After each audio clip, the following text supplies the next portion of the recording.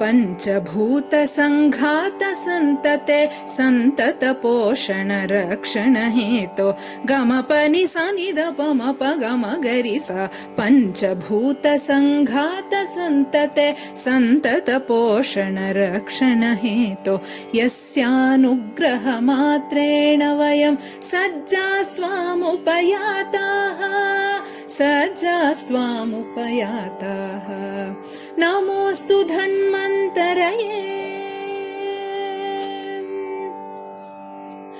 स्वस्थभारतं सबलभारतं स्वस्थमानवं पुष्टमानवं निसगरिसनिगमपगमपनिसा स्वस्थभारतं सबलभारतं स्वस्थमानवं पुष्टमानवं शरीरवेदात् कर्तुं तरुणा